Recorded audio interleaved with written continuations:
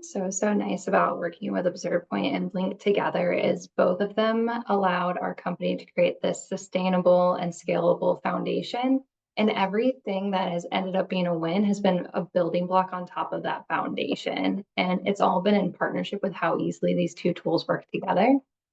And we've seen that we've been able to really meet the challenge that all companies have, where it's, hi, please do more with less. Your budget is smaller. You're not getting new employees, what have you. But you still have to maintain the same quality. And what's been really nice about both these tools, it's allowed us to hit that challenge head on and kind of knock it out of the park in a really robust and meaningful way. And a lot of that has stemmed from our ability to automate operations for both efficiencies and consistency. So what's been really nice, since literally day one, BL.INK kicked up our opportunities in this space when we had to migrate from our legacy campaign link platform to BL.INK, our new platform. And I'm sure everyone here knows how daunting and painful it can be to migrate to a new system. But that wasn't the case at all with BL.INK. They made it as simple as downloading our data from our existing platform and uploading it into theirs. That's it. A simple download and upload. I am still blown away by it a few years later. So with that, really since day one with both of these tools, we've had wins, but the biggest wins have really come from how nicely these two tools complement each other, which is why we're doing this together. BL.INK has a lot of value, ObservePoint has a lot of value, but combined together, the possibilities are endless.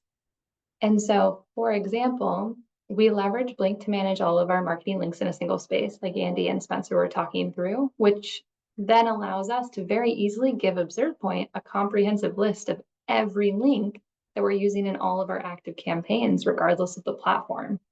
And if anyone here has tried to gather a list of all of the links that they have out there in the digital space before, it is a quite Herculean task. And so having it all in one place just makes things so much more simple and seamless.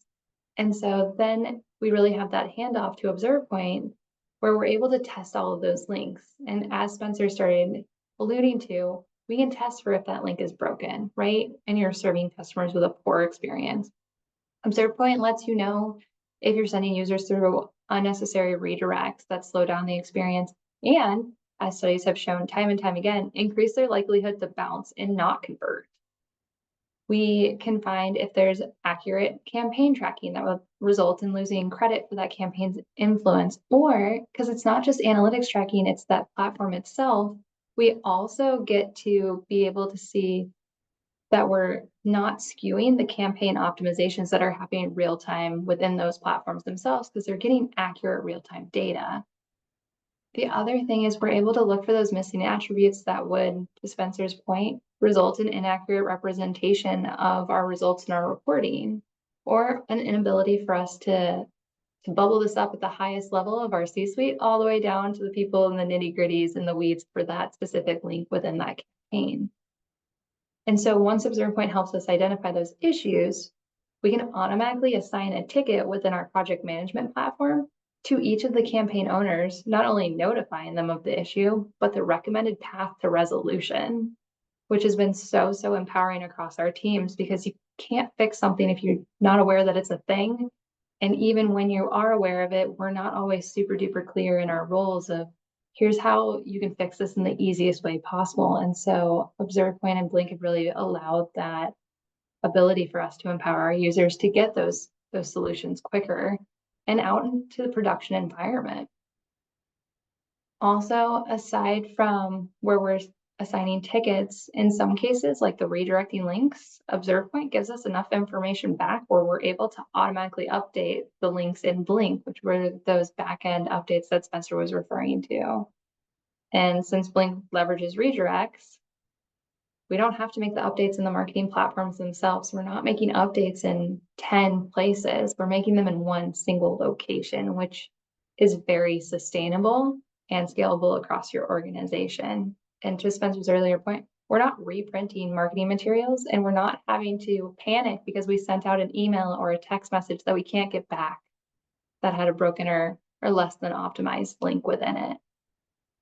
So if a campaign owner has to then make an update, Blink's made it so seamless where you can just take the list of those IDs of those links, pop them directly into a filter within Blink, and easily see that entire list and be able to go update all of them in bulk based off of the resolution path that we're sending you down. It's such a quick and easy process where before manually you'd have to go link by link by link, hunt them down in the various platforms, make your updates, check that it's correct. Now you really just say, hi, here's my list of things, here's exactly what I need to fix, and it's as simple as an upload. That's it. It is so mind-blowing just how much has changed and how much manual, redundant work that we've been able to take off people's plates within our organization and free them up to do the work that they are meant to be doing, that high value work that they're passionate about. And that gets them excited to be here.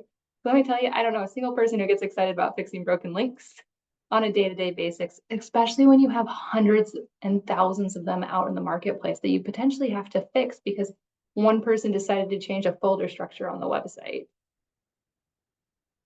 So what's been nice about all of the ability to bulk update is that we found that it has a lot of use cases. So one is fixing things, but another thing is how often do you have to reassign campaigns to new people because someone's role has changed? Either they've left the company, they've gotten a promotion, they've moved to a different team, or someone's work has been split because it's just gotten so big. Blink makes it super duper easy for you to go in and say, hi, this work, go identify all of the links that are tied to this person and then split it up and reassign it to the new person. So you always have a point person who's in charge of those links, which not only adds a layer of accountability, but it also gives a lot of direction on who do you go talk to if there's a problem, which especially in bigger organizations can get really challenging when you have a bunch of teams all over that don't necessarily have to talk to each other, especially on the cadence of which things break or deployments happen on your website. So that's been massively impactful of really knowing who is the person or the team that is impacted by this issue. Blink's even empowered us to automate the creation of links and QR codes. So not only are we taking away how long it takes for a person to come in and create one manually, but they've also empowered us to go create them automatically. And so a really big win that we're going through right now and that we're so excited about is we want a unique QR code on every single product tag in every single one of our stores that takes you to a configured version of our product page. So we might have a product that has hundreds of thousands of different configuration variants.